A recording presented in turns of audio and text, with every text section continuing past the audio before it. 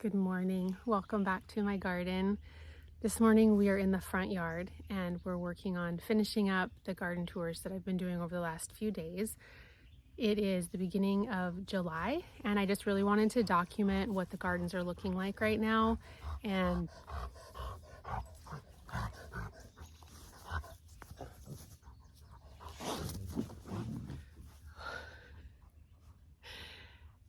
to show you around each of my spaces. The weather today is quite overcast. I thought I'd have to get out here pretty early to record this garden tour because this area is in bright full sun for most of the day. But turns out this morning it's overcast and actually quite cool, which is crazy because we're supposed to get some really warm temperatures this weekend here in Western Oregon. I'm in zone 8B and we've just really been having a lot of mild weather. It was a really mild long spring, which of course my gardens loved, and we may just be starting to get some warm weather for the summer, but I mostly really wanted to get out here and video before the heat hit and took its toll, because our grass is actually still green and things are still looking pretty happy. So I'm going to turn you around and show you what I'm looking at. Okay, like I said, we are in our front yard. Here is the front of our house. That is Charlie. He's an 11-year-old golden retriever. He's always out here with me. So we already were over here at the arbor and we looked over into this garden bed the other day. Now we're over on this side. We'll start out with this right here. Another spirea. This is magic carpet. This plant, this shrub, was massively overgrown at the beginning of the season. So early in March, I believe it was, I cut it back very severely and it rebounded and has bloomed beautifully. So I always love seeing things like that when plants respond so well to pruning. It makes me not afraid to prune them hard in the future. So here's another Johnson's Blue hardy geranium.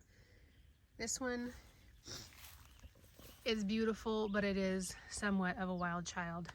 It can look pretty messy, but this spot right here, I don't mind it. I don't mind it too much. Behind it is Mountain Bluette. It's on its second flush. I'll probably be cutting that back pretty soon. Here behind the bench, you can see a very large Weigela. It blooms pink and it's already obviously done.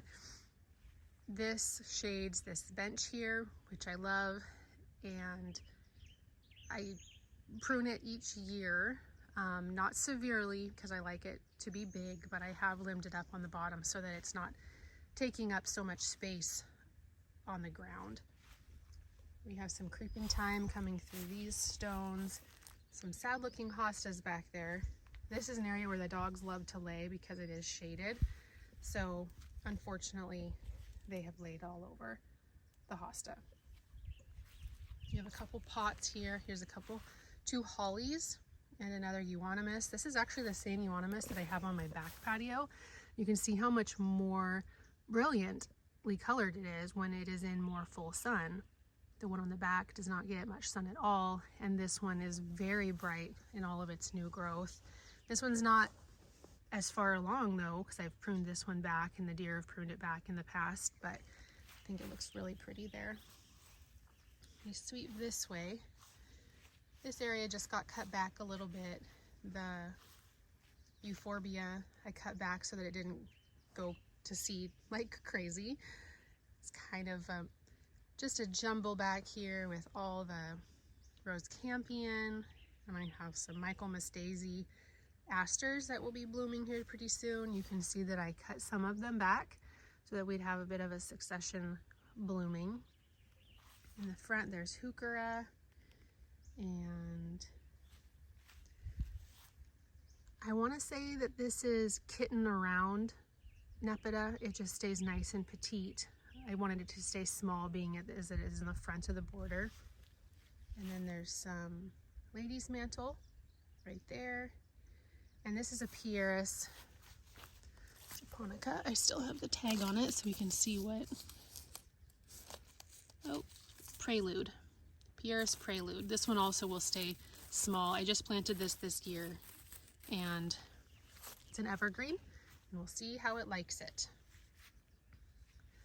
We talked about this red maple when we were on the other side of the garden. Some hostas back in there, tucked in the shade. And another spirea. Some wild strawberries that planted themselves here. This area has a nice little kind of secret sitting area in there where I like to sit in there. Here's an echinacea that planted itself. Some dianthus, which is really pretty with the variegation on the center of the flower. And these just keep blooming and blooming, and even when they're done, I just can shear back the flowers, and it's just a nice little evergreen tuft of bluish green. Some pincushion flower. Here's another sunshine ligustrum. And some daisies.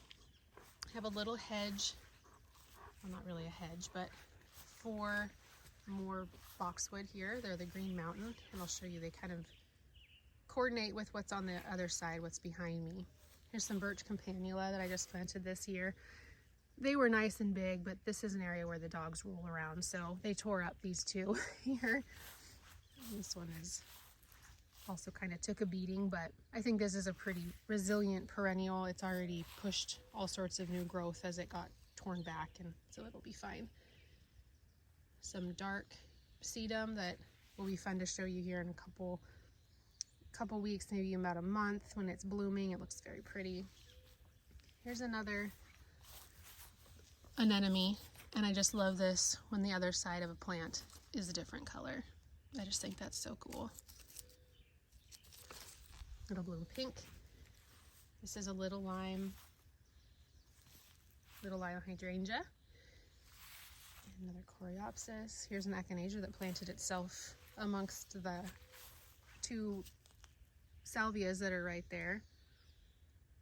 This is just a pretty view right through here. Those pincushion flowers. Oh, and a nice big dandelion is in there. There's another Green Mountain cone boxwood in this container, and it coordinates with the 2 that are down there. I'll swing this way. This is a path that goes down to the lower level of the garden. And as I swing this way, you can see the curve of the lawn kind of tucks around this. This euonymus is the same variety. I think it's Gay's Deity, I think is how you pronounce it, that I have in a half whiskey barrel in the backyard, but that's in cone shape. And this one I've just kind of kept pruning on so it just stays nice and low. This is a Miss Violet Buddleia. This actually split in half at the roots, which was really crazy. You can't see it anymore, but it was, half of it was flopped over, and I just propped it back up, and you would not even know anything ever happened. It's crazy. There's a snapdragon that just keeps coming back year after year. Some columbine and a Supertunia silverberry. I love this one. I don't fertilize them, so I'm sure it could look a lot better, but I just forget. It doesn't get much water. There's the container we planted up the other day with the diamond frost euphorbia and some of the just the verbena sparkling amethyst that hasn't started blooming yet because we haven't had much heat up since I planted it, so it should be blooming here pretty soon. A very large, very happy lavender. In this area we are actually considered a Mediterranean climate, so we can grow lavender really well here, and it's just beautiful. As long as I continue to shear it back, it just kind of remains a dome, and then it pushes out all this new growth. It's beautiful. There's a lantana and a peach verbena that are trying, despite my lack of watering them, to survive. This is a bloomerang lilac that's supposed to rebloom. It hasn't yet. Obviously you can see I didn't prune it. I didn't prune back the blooms that had already pushed, but it did bloom beautifully earlier in the spring. This whole area actually is full of, you can see this, the snow in summer. It covers this whole area, but I cut it back really hard. I planted in these annuals and covered it in mulch, and it'll probably start pushing through again and look like another, just kind of a carpet through this area. There's a cluster bellflower. My chickens have kind of wreaked havoc on these plants here in this area. They just were up here yesterday digging around. It's 3 of the heuchera, and this is an autumn an autumn brilliant service berry, multi-trunk, which is the same as what I have over there in the horse trough, the water trough. It will get beautiful color in the fall, and it does have edible berries. You can see some of them on here actually. Surprised that the cedar waxwing haven't come and taken them yet. You can see some right back there. Doesn't have a huge crop on here, but there's a few. When you look through here, the boxwood and Alora petalum, that's, like I said, taking a beating from the chickens. I don't know what they find in there, but they go in there and kick around a bunch. A sedum, and this is the David Austin rose.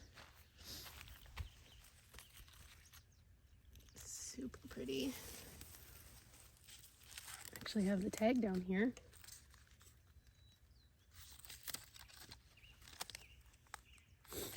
Crocus rose. This is a hydrangea and a large weed inside it, kind of nestled in a little rockery down there. This is a dappled willow. I never quite know what to do with this tree. Mostly it just gets in the way when we're mowing, but it's very pretty. You can see the new growth is gorgeous. So ideally I should prune it back harder so that I get more of this new growth coming on it. So that'll be probably a project for next spring. As I sweep around this way, you can see this is a bit of a raised bed. I raised this one up when I put it in. It is not a no-till bed, and I wish I would have known of that method when I put it in, because I did do a lot of amending, a lot of mixing into the soil for this bed. It has a crabapple in the center. Any of these plants that I don't recall the specific names of, I'll try my best to put up on the screen, because I do keep my tags. I have a spreadsheet of all my plants, and this season I've actually started taking pictures of the plant tags to help me remember better, so I can put those up on the screen. So here we have some more of the boxwood balls, the green velvet, and that's why I have those also continued over there.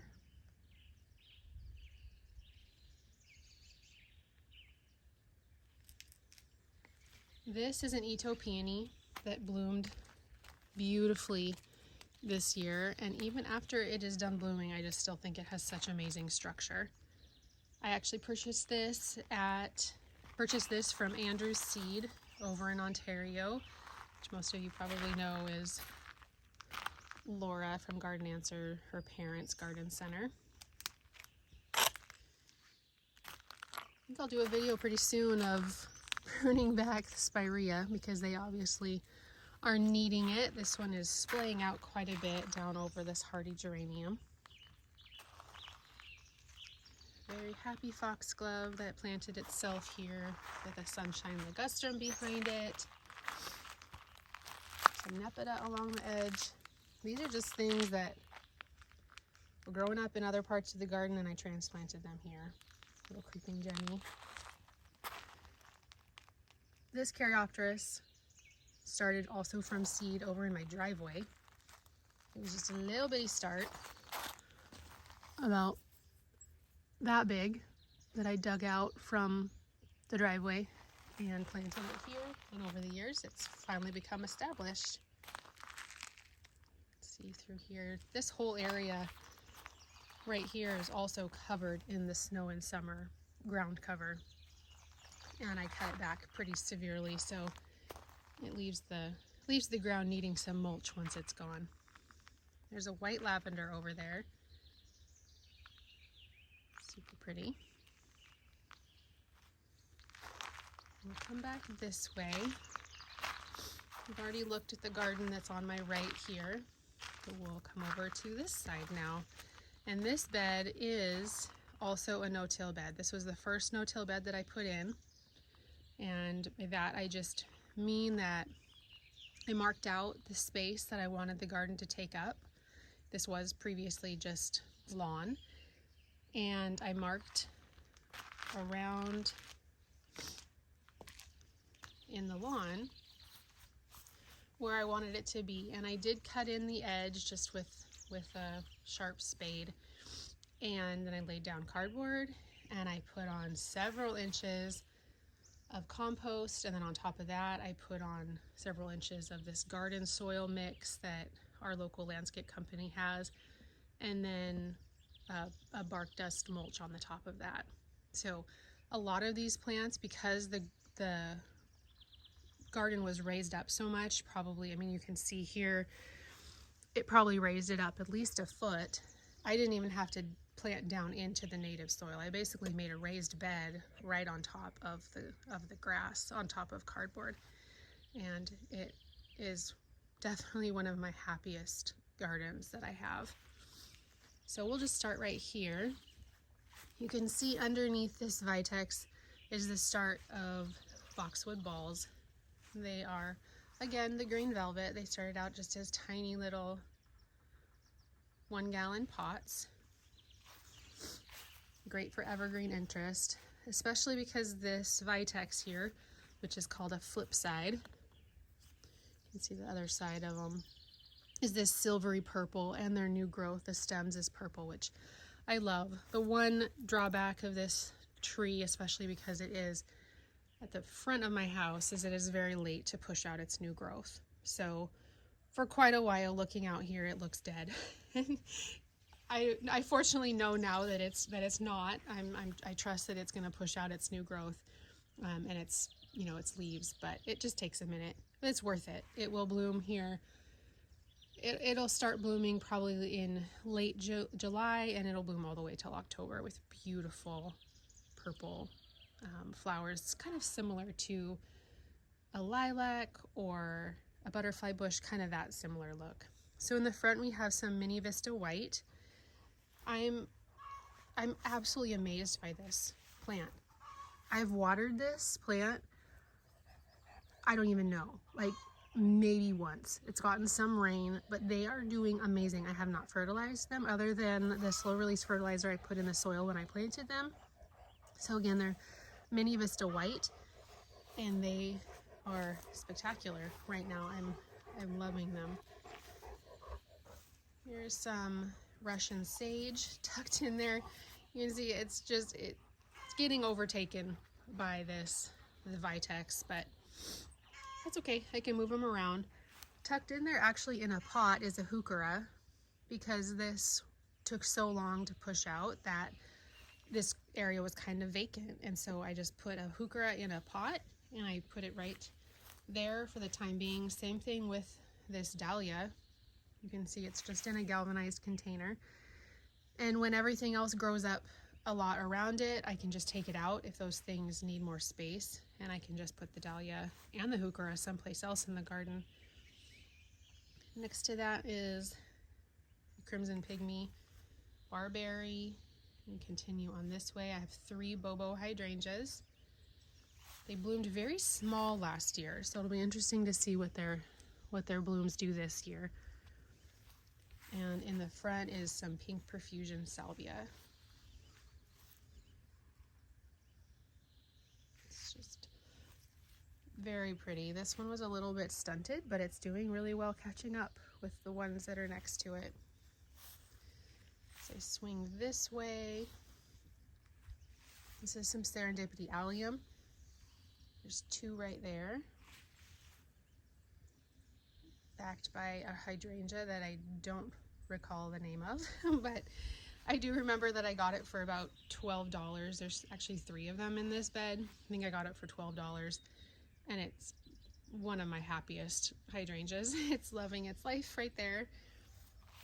Just in this little pocket, there's a creeping phlox and sparkling amethyst, superbena, a daylily. I did have daylilies planted all along here, which I transplanted over to on the other side of the arbor that I showed a few days ago.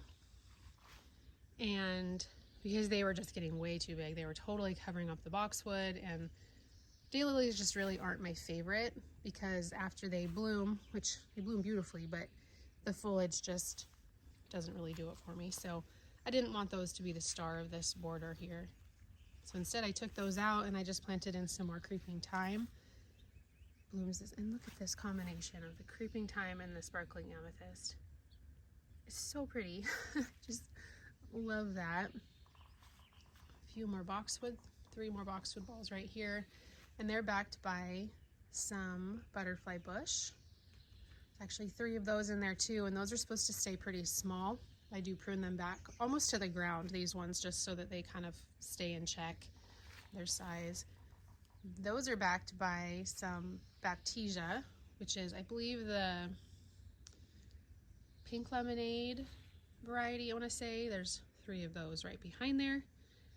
And then there is a Korean spice viburnum in the middle, which I'll show you. You can see a little bit better from the other side. Some white wands veronica, some Helen von Stein lamb's ear that's just creeping out along the rockery there.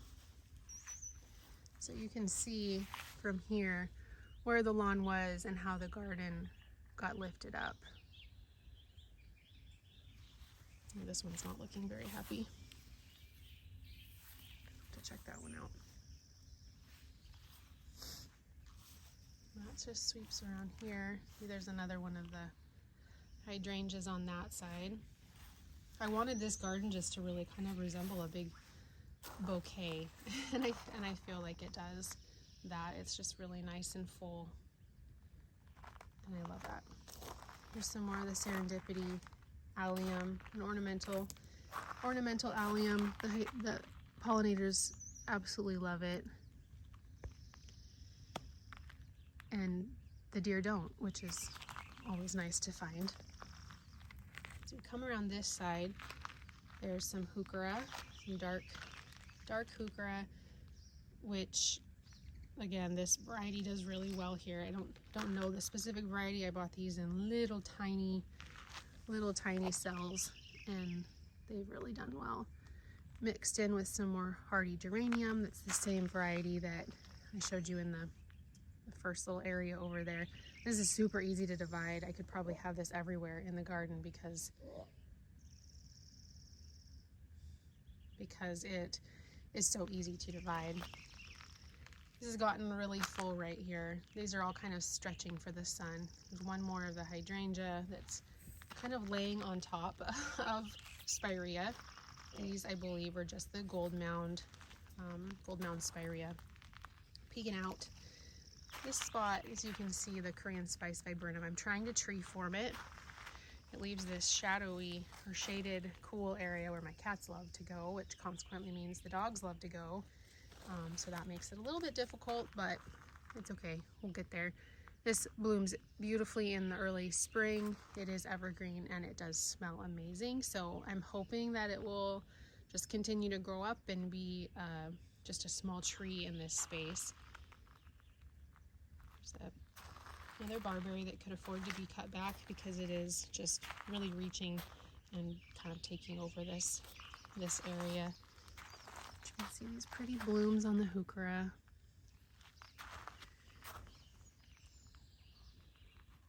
Rose campion that wanted to grow there. I have these everywhere. They're just everywhere. There's a cat's pajama nepeta that's tucked in right there. There's a geum, you can see right in there, that obviously gets a lot more attention in the spring when it's not being overtaken by everything else. There's another one on the other side of this little path that cuts through here. Believe it or not, there's actually a, can't even get down to it, Gara. I couldn't remember the name. There's a Gara in there that I keep thinking I need to transplant that, and I have not quite done that yet. So swinging back over here now on this side, where we're on this path that goes in front of our house. This is a hardy geranium that you can see benefited from being sheared. It splayed really badly in the middle, and so I just cut it back, and it's this sweet little dome now, and it's about to start pushing out all of its flowers, and that'll be super sweet. This is a cat's pajama nepeta also. Those are just repeated along this path. This is a creeping phlox that blooms a really pretty pink in the spring. And then if you get on it right away and you cut back the flowers, it just stays a nice pretty carpet of green. The cat's pajamas, another one of the same hardy geranium, a geum, oh I'm sorry, no, not a geum, Gara, again, oh my goodness, that will bloom white. This Caryopteris, the gold crest, I think, I cut that back very hard. It's doing well. Other little cat's pajamas, and 3 more of the serendipity alliums. And a boxwood ball to match that one right there. Kind of to flank the opening of this entrance into the grass. Now there's one more garden space here in basically the front of our house. This is still our driveway area. This also is basically a raised bed. It used to be a very shallow bed that I've extended out in the last couple years, bringing in all of these large stones from around the property and other areas up here on the hill. It was previously just an herb garden, and once the rosemary that was in here got huge, I pulled that out. A huge lavender, it's just some overgrown sage and thyme and things like that. Pulled out the garden, extended it out this way, put in these steps because this is quite a slope here and it can get a little bit dangerous on the gravel, so put those in and just revamped this bed. It did originally have this forsythia in it. This got spider mites really badly last year, so I pruned it really hard. It didn't bloom very well because it blooms on old wood, and I basically pruned off all the blooms when I cut off the spider mite damage last year. But it's rebounding, and hopefully next year we'll get some blooms on there. Underplanted is some very bright hosta, some violas that I planted in after I took them out of my window boxes. There's some nemesia, some mint that is in a little container, more nemesia. This is a really small Joe Pye weed that I had planted elsewhere and transplanted it here.